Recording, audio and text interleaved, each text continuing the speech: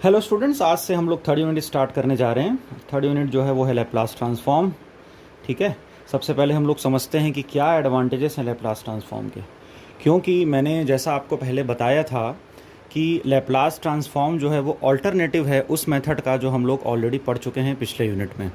Last unit में हम लोगों ने जो भी चीज़ें पढ़ी उसमें हम लोगों ने नॉर्मल डिफरेंशियल इक्वेशन को फॉर्म किया और डिफरेंशियल इक्वेशन के फिर सॉल्यूशन को देखा। ठीक है, अब कैसे हम इनिशियल कंडीशन में लैप्लास ट्रांसफॉर्म को अप्लाई कर सकते हैं और फिर उससे हम अपना सॉल्यूशन कर सकते हैं, इसके बारे में इस यूनिट में हमको स्टडी करनी है। ये जो यूनिट है वो दो पार्ट में डिवाइडेड है। पहले पार्ट में हम लोग ये स्टडी करेंगे कि how we can apply the Laplace transform to solve the initial conditions problem, and in the second portion we will discuss about the wave form synthesis. Waveform synthesis means we are having any waveform like triangular waveform, square waveform, or any kind of sinusoidal waveform or any trapezoidal waveform, whatever waveform we should come across. We have to know how to convert that waveform into equations. और ये जो है बहुत basic fundamental है आपके network में, और ये आपको फ्यूचर में भी काम आएगा। जब आप लोग फोर्थ सेमेस्टर में जाएंगे और आप सिग्नल सिस्टम पढ़ेंगे उस समय भी आपको ये कंसेप्ट काम में आएगा। ठीक है, तो लैप्लास ट्रांसफॉर्म आप ऑलरेडी मैथमेटिक्स में पढ़ चुके हैं, उसी को हम लोग आगे कंटिन्यू करेंगे और जो मैथमेटिक्स का फंडामेंटल है वो हम लोग अप्लाई करेंगे। हमको यहाँ पे मैथ्स डिस्कस नहीं करना है लैप्लास का। लैप्लास में जो ऑलरेडी डिराइव्ड फार्मूले हैं जो आप लोग पढ़ चुके हैं उसी को ही हमको आगे बढ़ाना है और डिस्कशन करना है कि किस तरीके से हम उसकी हेल्प लेकर के नेटवर्क एनालिसिस को और स्मूथ बना सकते हैं, इनिशियल कंडीशन के प्रॉब्लम को और अच्छे से सॉल्व कर सकते हैं। ठीक है, तो स्टार्ट करते हैं। क्या एडवांटेजेस लैप्लास ट्रांसफॉर्म का? पहला एडवांटेज है the solution of differential equations become systematic, simple and routine. The differential equations are converted into algebraic equations, the solution of which are easy and simple. I already told you while discussing in the previous unit, differential equation को solve करना थोड़ा सा difficult होता है as compared to KVL and KCL. KVL KCL में क्या होता है, सिंपल अलजेब्रिक इक्वेशंस होते हैं। तो लैप्लास क्या करता है, उन्हीं डिफरेंशियल इक्वेशंस को कन्वर्ट कर देता है किसमें, उन्हीं डिफरेंशियल इक्वेशन को वो कन्वर्ट कर देता है अलजेब्रिक इक्वेशंस में। और इसके कारण लैप्लास से हमारा जो एनालिसिस है वो क्या हो जाता है, ईजी हो जाता है प्रॉब्लम का। दूसरा जो इसका एडवांटेज है, this method gives total solution, मतलब होमोजीनियस सॉल्यूशन भी और पर्टिकुलर सॉल्यूशन भी at one stroke. Homogeneous solution का ये मतलब है कि अगर मुझे एक कॉमन सॉल्यूशन निकालना है तो भी मैं इस मेथड से निकाल सकता हूँ, और अगर मुझे कोई पर्टिकुलर टाइम इंस्टेंट पे सॉल्यूशन निकालना है, t=0 माइनस पे, 0 प्लस पे, 1 सेकंड पे, 2 सेकंड पे, तो वो भी पॉसिबल है लैप्लास ट्रांसफॉर्म के मेथड से। ठीक है। Third, initial conditions are taken care at the beginning only instead of at the end as in the classical method। तो classical method का मतलब है जो differential equation वाला method है उसको हम बोलते हैं classical method। तो differential equation वाले method में क्या करना पड़ता है, आपको याद होगा जब हम लोग equation बनाते थे तो मैं बोलता था कि वो जो constant की वैल्यू आई है लास्ट में, चाहे वो a से हम रिप्रेजेंट करें या b से x y z किसी से भी रिप्रेजेंट करें, उस constant की वैल्यू को हमको इनिशियल वैल्यू से रिप्लेस करना है। किया है हमने ऐसा डिस्कशन।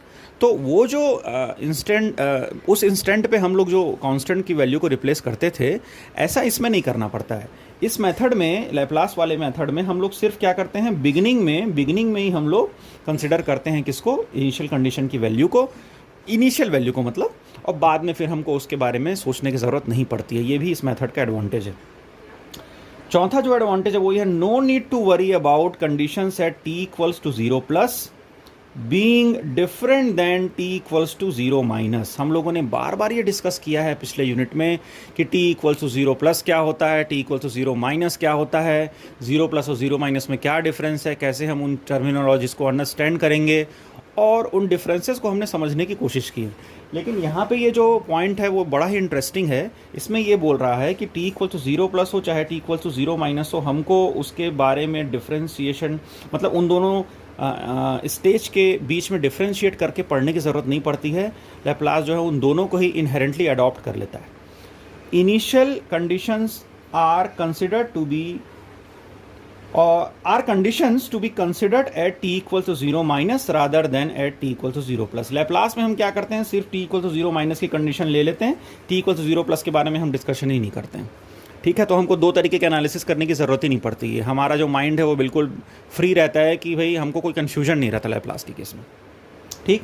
पांचवा जो ऑब्जर्वेशन है या जो एडवांटेज है वो ये है, solution of the multi loop और multi mode networks becomes easy if Laplace transform method is used। तो अगर मल्टी लूप या मल्टी मोड का मतलब ये है कि भाई दो से ज़्यादा लूप हों, 3 लूप हों, 4 लूप हों, या फिर मोड बार बार चेंज हो रहा हो, भाई कभी किसी मोड में है कभी दूसरे मोड में है, तो इन सब चीज़ों का जो सॉल्यूशन है वो लैप्लास ट्रांसफॉर्म से क्या हो जाता है, बहुत आसानी से हो जाता है। तो इसलिए ये जो लैप्लास ट्रांसफॉर्म है ये इतना इंपॉर्टेंट है आपके एनालिसिस के लिए, और थर्ड यूनिट में हमको इसी पे फोकस करना है। एक चीज़ हमेशा ध्यान रखिएगा, सेकेंड यूनिट में हम क्लासिकल मेथड फॉलो करते हैं। क्लासिकल मेथड का मतलब ये होता है कि डिफरेंशियल इक्वेशन वाला मेथड। थर्ड यूनिट में हम लोग लैप्लास ट्रांसफॉर्म को फॉलो करते हैं, ठीक है। तो सेकंड यूनिट के क्वेश्चन आपको थर्ड यूनिट में भी देखने को मिल जाएंगे, आपके एग्जाम में आपको थर्ड यूनिट के क्वेश्चन सेकंड यूनिट में भी देखने को मिल जाएंगे। आप ये डिफरेंशिएट नहीं कर सकते कि सर सेकंड यूनिट में हम लोगों ने जो क्वेश्चन पढ़ा है वो थर्ड में क्यों आए हैं, या थर्ड का क्वेश्चन सेकंड में क्यों आए हैं। आपको सिर्फ इतना ध्यान रखना है कि सेकंड यूनिट सॉल्व करते समय आप डिफरेंशियल इक्वेशन वाले मेथड को फॉलो कीजिए, और जब आप थर्ड यूनिट में आते हैं तो आप लैप्लास ट्रांसफॉर्म वाले मेथड को फॉलो कीजिए। I hope I am clear. Okay, now let us go ahead and understand the basic definition of Laplace transform। so Laplace transform जो है वो टाइम डोमेन वाले सिग्नल को कन्वर्ट कर देता है एस डोमेन में। एस डोमेन मतलब होता है फ्रीक्वेंसी डोमेन। ये डोमेन का एनालिसिस आप लोग बहुत डिटेल में पढ़ने वाले हो 4th सेमेस्टर में, जब आप सिग्नल एंड सिस्टम नाम का सब्जेक्ट पढ़ोगे होपफुली। तो उस समय पे ये जो टाइम डोमेन है उसको एस डोमेन में क्यों कन्वर्ट करते हैं, फ्रीक्वेंसी डोमेन का क्या इंपॉर्टेंस होता है, उसके बारे में आप लोग डिटेल में स्टडी करोगे। अभी बेसिक फंडामेंटल आप ध्यान रखिए कि एस डोमेन में अगर मुझे किसी सिग्नल को कन्वर्ट करना है, एस मतलब फ्रीक्वेंसी, कॉम्प्लेक्स फ्रीक्वेंसी, एस जो है वो एक कॉम्प्लेक्स फ्रीक्वेंसी होती है जिसमें रियल पार्ट भी आता है और इमेजनरी पार्ट भी आता है, ठीक है। मैं उसको डेप्थ में जाकर डिस्कस नहीं करूंगा, अभी आपके लिए समझना इंपॉर्टेंट नहीं है रियल पार्ट इमेजनरी पार्ट। इतना ध्यान रखिए कि टाइम डोमेन जो है वो किस में कन्वर्ट हो जाता है, एस डोमेन में कन्वर्ट हो जाता है अगर हम क्या लेते हैं, लैप्लास ट्रांसफॉर्म करते हैं, ठीक है। जैसे मैंने बताया एस डोमेन मतलब कॉम्प्लेक्स फ्रीक्वेंसी होती है। तो इस तरीके से हम लोग डिफाइन कर लेते हैं। ये जो बेसिक डेफिनेशन है आप लोग मैथ्स में भी पढ़ चुके हैं। इस तरीके से आप लोग लैप्लास ट्रांसफॉर्म को डिफाइन करते हैं। एस जो होता है वो सिग्मा प्लस। चलिए अब आगे चलते हैं और देख लेते हैं कि किस तरीके से बहुत सारे जो सिग्नल्स हैं उनका हम किस तरीके से इंटरप्रिटेशन कर सकते हैं। बेसिक सिग्नल्स को समझना बहुत ज़रूरी है, तभी आप लैप्लास ट्रांसफॉर्म को अच्छे से अप्लाई कर पाएंगे, ठीक है। तो सबसे पहले हम समझते हैं यूनिट स्टेप सिग्नल के बारे में। यूनिट स्टेप नाम से ही पता चल रहा है कि यूनिट क्वांटिटी में रहेगा, स्टेप सिग्नल रहेगा, मतलब इस तरीके से डिफाइन होगा, ठीक। यू टी इक्वल्स टू 1 होता है, मतलब इसका एम्पलीट्यूड 1 होता है। एम्पलीट्यूड 1 होता है कब, जब टी की value greater than equal to 0 हो, मतलब टी जब 0 से ज़्यादा हो, इस तरीके की क्वांटिटी हो, तब आपका जो स्टेप सिग्नल है वो उसका एम्पलीट्यूड कितना होता है, 1 होता है। इसीलिए हम इसको बोलते हैं यूनिट स्टेप सिग्नल, ओके। अब इस यूनिट स्टेप्स, ये हो गया basic definition, this is my basic definition. अब मैं इस यूनिट स्टेप सिग्नल को किसी भी चीज़ से मल्टीप्लाई कर सकता हूँ। जैसे मैंने अभी यहाँ पे के मल्टीप्लाई कर दिया, तो एम्पलीट्यूड के से मल्टीप्लाई हो गया। आप दो तरीके से चेंजेस देख सकते हैं, आप या तो टाइम डोमेन में चेंज कर सकते हैं या तो आप इसके एम्पलीट्यूड को चेंज कर सकते हैं। जैसे कि इस एग्जांपल में मैंने इसके एम्पलीट्यूड से कितना मल्टीप्लाई किया है, के मल्टीप्लाई किया है। अब के यहाँ पे क्या है, एक वेरिएबल है, आप इसको कांस्टेंट से भी मल्टीप्लाई कर सकते हैं, 3, 4, 5, 6, तो एम्पलीट्यूड क्या हो गया, उतने टाइम मल्टीप्लाई हो जाएगा। बट आपका जो टाइम है वो इसी तरीके से ही डिफाइंड रहेगा, क्योंकि हमने टाइम के साथ कोई चेंज नहीं किया है इस पर्टिकुलर इंस्टेंट पे। तो ये एग्जांपल हो गया एम्पलीट्यूड स्केलिंग का। यहाँ पे आपने एम्पलीट्यूड को स्केल कर दिया है और के पे उसको शिफ्ट कर दिया है, ठीक है। ऐसे ही हम टाइम के साथ भी हम क्या कर सकते हैं, चेंजेस कर सकते हैं। जैसे हमने लिख दिया यहाँ पे t-1, क्या लिखा है हमने, t-1। अब एम्पलीट्यूड तो 1 है इसका, क्योंकि इसके सामने कुछ भी मल्टीप्लाई नहीं है, इसलिए एम्पलीट्यूड क्या है इसका, 1 है। जैसे इसका भी एम्पलीट्यूड 1 है, इसका भी एम्पलीट्यूड 1 है। बट यहाँ पे देखिए टाइम क्या है, t, और यहाँ पे क्या है, time t-1, is it not. तो t-1 हमेशा हम ध्यान रखेंगे कि जब भी ये t-1 या t+1 ऐसा कुछ भी होगा, उसको हम लोग हमेशा 0 से इक्वेट कराएंगे। तो t इक्वल्स टू कितना हो गया, 1 हो गया। इसका मतलब वो सिग्नल जो t greater than equal to 1 पे होगा, तो ये देखिए शिफ्ट हो गया, अब 0 से कहाँ पे चला गया, ये 1 पे चला गया। तो जब भी हमारा signal t greater than equal to 1 पे होगा, उस समय जब हम किसी सिग्नल को डिफाइन करेंगे तो वो ये होगा ut-1। तो ut-1 में देखो एम्पलीट्यूड तो 1 है, लेकिन देखिए यहाँ से यहाँ पे सिग्नल क्या हो गया, शिफ्ट हो गया, क्योंकि यहाँ पे t इक्वल्स टू 0 था, अब यहाँ पे क्या हो गया, t इक्वल्स टू 1 हो गया। t इक्वल्स टू 1 होने की वजह से यहाँ पे शिफ्टिंग हो गई है। आई होप आप लोग को समझ में आ गया हो, ठीक है। चलिए नेक्स्ट पेज पे चलते हैं और समझने की कोशिश करते हैं जो बाकी सारे जो बेसिक डेफिनेशंस हैं। अब बहुत सारी चीज़ें इसमें से आप लोग पढ़ भी चुके हैं पहले भी, कुछ चीज़ें ऐसी जो आप लोग के लिए नहीं हैं उसको मैं थोड़ा ज़्यादा अच्छे से एक्सप्लेन कर दूंगा, ठीक है। अब देखिए हमने क्या किया, इस यूटी के सामने माइनस साइन लगा दिया। अब एम्पलीट्यूड किस में चला गया, माइनस में। टाइम तो आपका टी ही है, T greater than equal to 0 वाला ही टाइम है, लेकिन आपने यहाँ पे सामने क्या लगा दिया, माइनस साइन लगा दिया। तो माइनस लगाने के कारण एम्पलीट्यूड क्या हो गया, -1 हो गया। तो जो सिग्नल आप ऊपर की तरफ बना रहे थे, अब आप उस सिग्नल को कहाँ पे बनाएंगे, नीचे की तरफ बनाएंगे। सिग्नल्स की जब हम बात करते हैं तो हमको एम्पलीट्यूड की स्केलिंग और टाइम की शिफ्टिंग, इनको समझना बहुत ही ज़्यादा ज़रूरी होता है। अगर हम एम्पलीट्यूड स्केलिंग और टाइम शिफ्टिंग नहीं समझेंगे तो हम सही तरीके से एनालिसिस नहीं कर पाएंगे किसी भी सिग्नल का। तो इसलिए मैंने अलग अलग एग्जांपल्स के थ्रू आपको समझाने की कोशिश की है, ठीक है। अब आप देखिए हमने लिखा ut+1। अब t+1 अगेन जब आप t+1 लिखेंगे तो आप t+1 इक्वल्स टू क्या करेंगे, उसको 0 से इक्वेट कराएंगे, तो t इक्वल्स टू क्या हो गया, -1। तो -1 से हमारा जो सिग्नल है वो स्टार्ट होगा। अभी थोड़ी देर पहले हमने t इक्वल्स टू t-1 का एग्जांपल देखा था, तो t-1 इक्वल टू 0 लिख के क्या किया था हमने, t इक्वल्स टू 1 किया था। तो हमारा सिग्नल कहाँ से स्टार्ट हुआ था, 1 से। अब हमारा सिग्नल कहाँ से स्टार्ट होगा, -1 से। आपको रिलेटिव स्टडी करनी है हमेशा। अभी थोड़ी देर पहले हमने ये वाली स्टडी की थी, अब हम ये वाला स्टडी कर रहे हैं। तो वहाँ पे हमने सिग्नल स्टार्ट किया था 1 से, अब हमारा सिग्नल कहाँ से स्टार्ट होगा, ऑब्वियसली -1 से। तो देखो -1 से सिग्नल स्टार्ट हो रहा है, एम्पलीट्यूड 1 ही है, एम्पलीट्यूड 1 ही है, ठीक है। तो इस तरीके से डिफरेंट एंगल से आप समझने की कोशिश इसको कर सकते हैं। अब हम इस वाले एग्जाम्पल को समझने की कोशिश करते हैं। क्या लिखा हुआ है, 3ut-1 -ut-2। इसका मतलब है आपको पहले ये वाला सिग्नल बनाना चाहिए जो है ut-1, फिर आपको क्या बनाना चाहिए, ये वाला सिग्नल जो है ut-2। चलो बना के देखते हैं। अगर मैं t-1 बनाने की कोशिश करूं तो सिग्नल कैसे बनेगा भाई, ये है मेरा 0, t-1 इक्वल टू 0 अभी हम लोगों ने देखा है। तो ये हो गया मेरा, ये हो गया 1 पे, ठीक है। ये ut-1 हो गया। और t-2 बनाने की कोशिश करूंगा तो कैसे बनेगा, ये मेरा 0 है। अब t-2 इक्वल्स टू, फिर से मैं 0 से इक्वेट कराऊंगा तो t इक्वल्स टू क्या हो जाएगा, 2। तो मेरा सिग्नल कहाँ पे बनेगा, 2 पे बनेगा। ये है मेरा 2। अब मुझे बोल रहा है कि इससे इसको माइनस कर दो, मतलब ये वाला जो सिग्नल बना हुआ है उससे इस सिग्नल को मुझे माइनस करना है। तो ऑब्वियसली कौन सा इसमें कॉमन पार्ट क्या है इन दोनों के बीच में, this is the common part, this area is the common part. ये सिग्नल है, ये एक सिग्नल है, इस सिग्नल से अगर इस सिग्नल को माइनस करूंगा तो यही कॉमन पार्ट तो बचेगा ना। तो ये है वो कॉमन पार्ट जो 1 और 2 के बीच में बचा हुआ है। ये 1 और ये 2, ये 1 और 2 के बीच में वो कॉमन पार्ट बचा हुआ है। इस तरीके से इसका एनालिसिस करते हैं, ठीक है। और सामने में इस पूरे सिग्नल को हमने किससे मल्टीप्लाई किया हुआ है, 3 से मल्टीप्लाई किया हुआ है। तो ये तो टाइम शिफ्टिंग का एग्जाम्पल हो गया। फिर हमने माइनस भी कर दिया, माइनस भी करके देख लिया कि इस तरीके से भी पॉसिबल होता है सिग्नल की ड्राइंग करना सामने में। फिर हमने इसको किससे मल्टीप्लाई किया हुआ है, 3 से मल्टीप्लाई किया हुआ है। तो हम ये 3 करके एम्पलीट्यूड की स्केलिंग को कर सकते हैं, ठीक है। इस तरीके से हमको समझना है चीज़ों को, ठीक है। अब आपने पढ़ा होगा मैथ्स में कि यूनिट स्टेप सिग्नल का जो लैप्लास ट्रांसफॉर्म होता है वो क्या होता है, 1/s होता है। अगर सामने आपने कोई एम्पलीट्यूड से उसको मल्टीप्लाई किया है तो वो ऊपर मल्टीप्लाई हो जाएगा। तो k ऑफ ut का क्या हो जाएगा, k/s हो जाएगा। ये फॉर्मूला याद रखना बहुत ही ज़रूरी है, इसको आप नोट कर लो दिमाग में अपनी कॉपी में। ये फॉर्मूला आपके लिए बहुत इंपॉर्टेंट है, Laplace transform of f t minus tau. अब ये जो टाउ है वो प्लस में भी हो सकता है, माइनस में भी हो सकता है, ठीक है। यही वो शिफ्टिंग है, जैसे ये t-1 हो गया, t+1 हो गया, उन शिफ्टिंग की बात हो रही है। इसका जो लैप्लास ट्रांसफॉर्म होता है वो fs e⁻⁻⁻s, जिसमें ये जो fs होता है वो बेसिक फंक्शन है। जैसे यहाँ पे बेसिक फंक्शन क्या है हमारा, यूनिट स्टेप। उस यूनिट स्टेप सिग्नल को मैं पॉजिटिव या नेगेटिव डायरेक्शन में क्या कर सकता हूँ, शिफ्ट कर सकता हूँ। जैसे मैंने -1 का एग्जाम्पल ले लिया और +1 का एग्जाम्पल ले लिया, उस तरीके से मैं शिफ्ट करके उन चीज़ों को पढ़ सकता हूँ। तो अभी अगर आप इस तरीके का कोई सिग्नल आपके सामने आता है तो आप उसका लैप्लास ट्रांसफॉर्म fs e⁻⁻s लिख सकते हैं। जैसे ut-1, अब t-1 की अगर हम बात करेंगे तो t-1 को आप यहाँ पे देख लो, ये जो है e⁻⁻, अब ये 1 है तो ये 1s हो गया, ये e⁻⁻s हो गया, ये यहाँ से आ गया। ये t-1 का जो फॉर्मूला है वो यहाँ से यहाँ पे आ गया। अब ut का लैप्लास ट्रांसफॉर्म क्या होता है, 1/s होता है। तो ये है 1/s।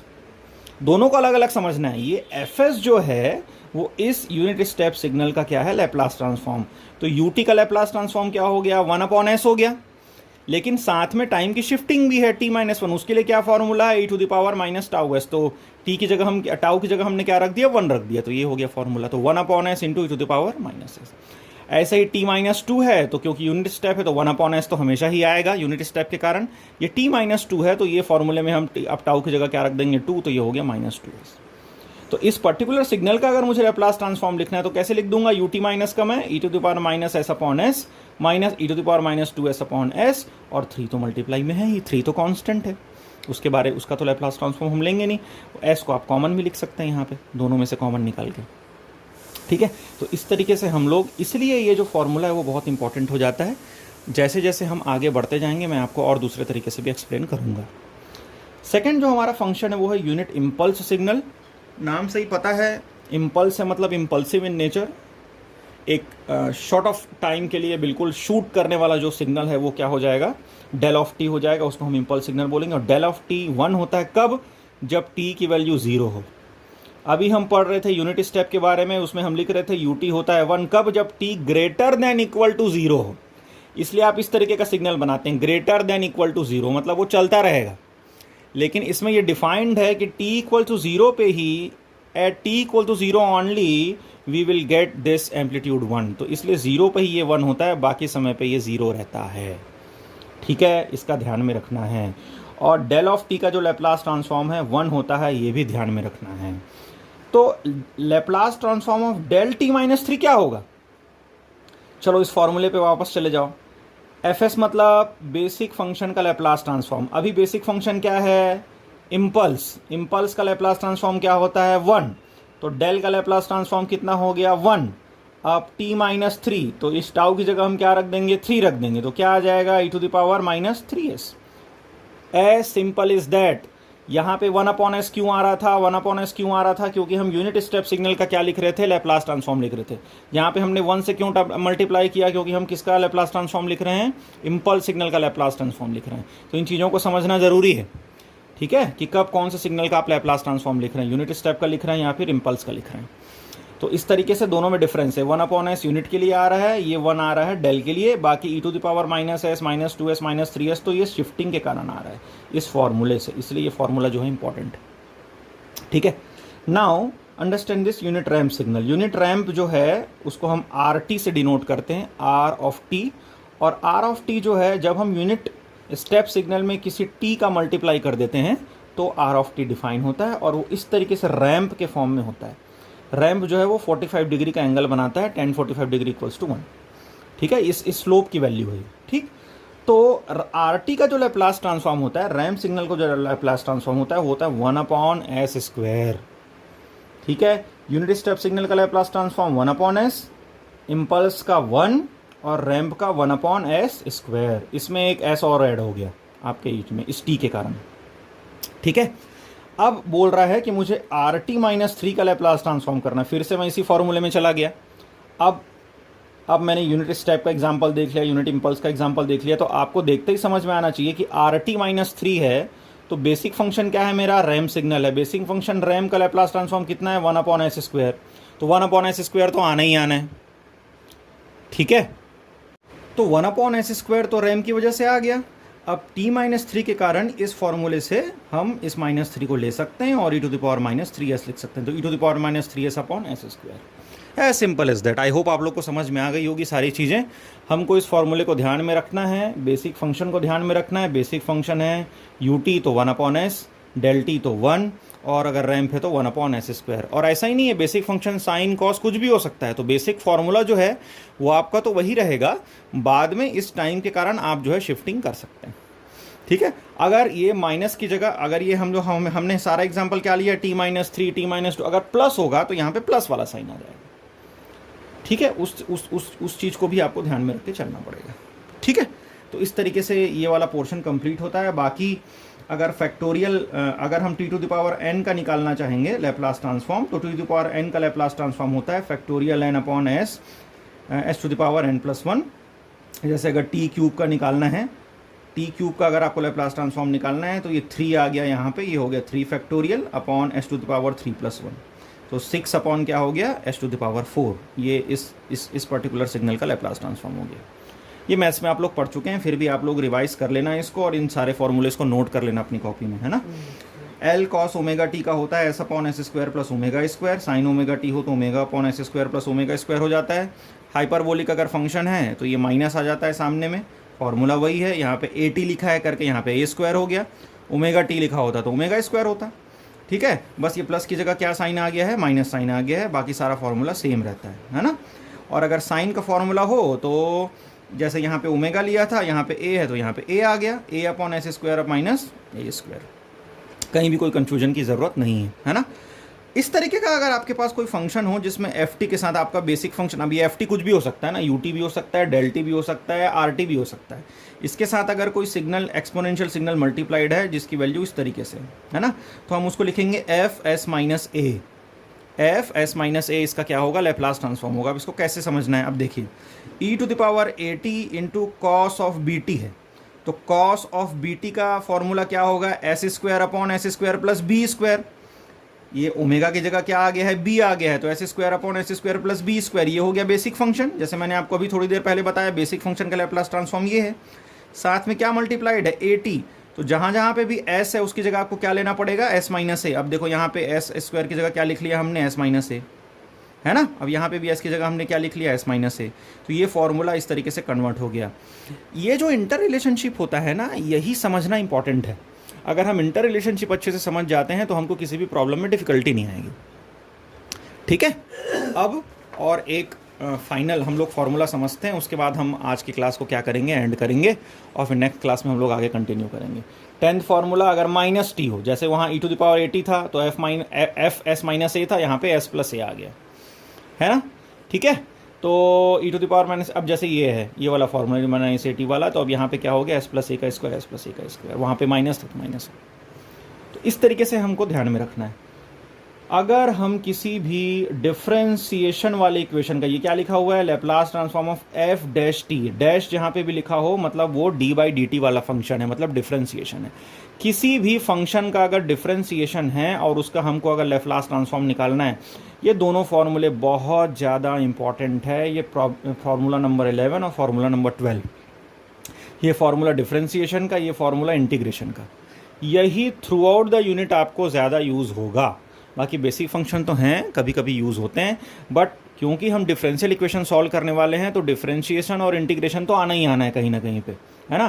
तो इन दोनों फार्मूले को आपको अच्छे तरीके से याद कर लेना है। ये फार्मूला जब तक, if you don't remember these two formulas you can not solve any of the questions of Laplace transform. So carefully listen to me. अगर किसी भी फंक्शन का डिफरेंशिएशन है तो उसका जो लैप्लास ट्रांसफॉर्म होता है S into F S minus F of zero.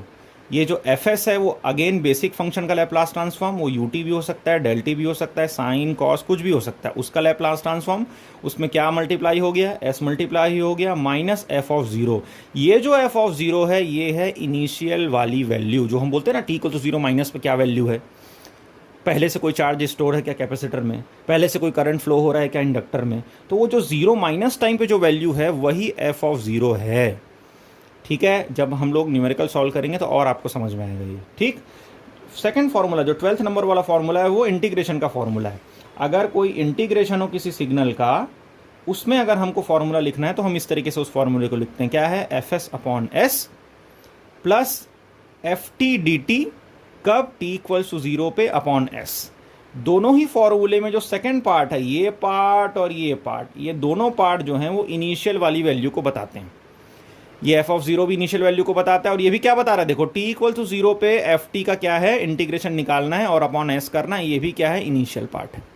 तो अगर आपके फॉर्मूले में कोई भी इनिशियल वैल्यू गिवन नहीं है, फॉर्मूला बोल रहा हूँ आपके क्वेश्चन में, if your question does not say that there is any initial value in capacitor and inductor, you will certainly neglect this particular portion of the formula, ठीक है।